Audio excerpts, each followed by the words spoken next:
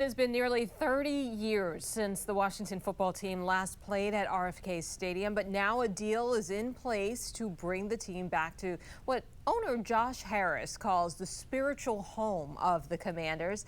Joining us now is Cuneyt Dil with Axios.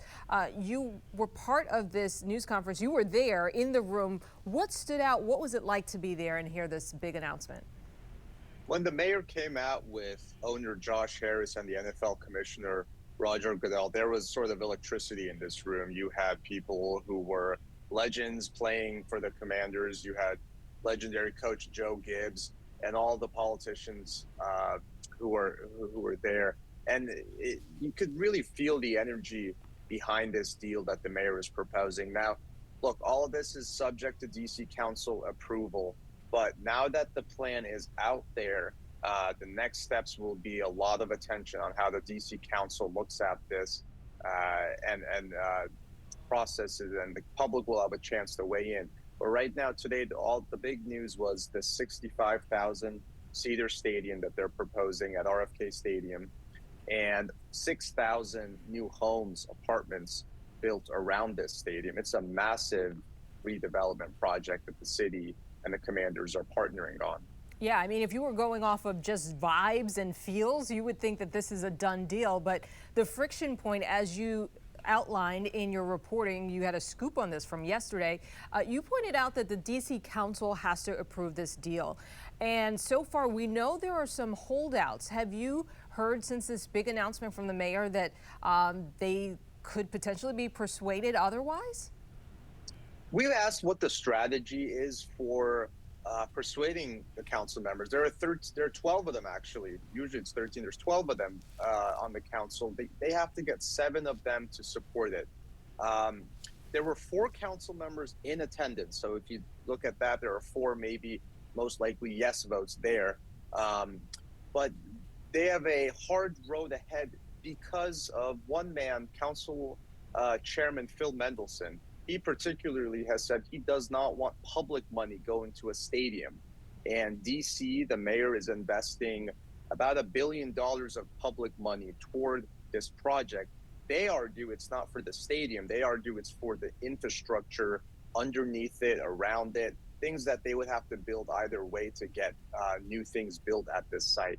But that's where the details will be hashed out at the council.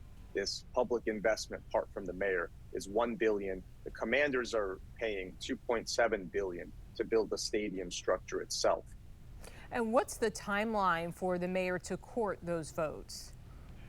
They want to get this done this summer. So they want the DC Council to approve it this summer so it can then really start the final design process and get to a groundbreaking in the next few years.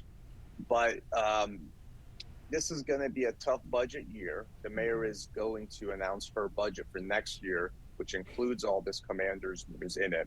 And so the next few months are really when we're going to find out how the council members are reacting to this and what they're hearing from the public as well. What's the playbook or model that they will likely follow when it comes to stadium plans? So the RFK Stadium site is huge. They said you could fit 17 city centers side by side, or 4 wharfs, or all of Glover Park at this site. So it's a massive site. They're going to try and build entertainment facilities in addition to the stadium, which only takes up about 11% of this whole site. Homes, as I mentioned, restaurants, retail, shops, possibly office space. They want to have a waterfront section that is open to recreation primarily, so that the area closest to the Anacostia River is open to trails and other kinds of recreation. And they want to grow the fields at RFK, which are these turf fields that they have. They want to build also an indoor recreation facility there with an indoor track and all these other amenities. So it's a big blueprint for this site. And are they taking some guidance from some of the more recent NFL stadiums, like the ones we've seen in Atlanta? Are those sort of clues as to what this might actually look like? Yeah, exactly. And I think NFL Commissioner Roger Goodell actually mentioned Atlanta as one example of an analogous case. And, you know, Another thing actually is the fact that it's going to have a roof. It's going to have a dome, which is the standard for some of these new stadiums, especially to attract the Super Bowl. That is one of the things they typically want for a Super Bowl stadium and for other events year round as well.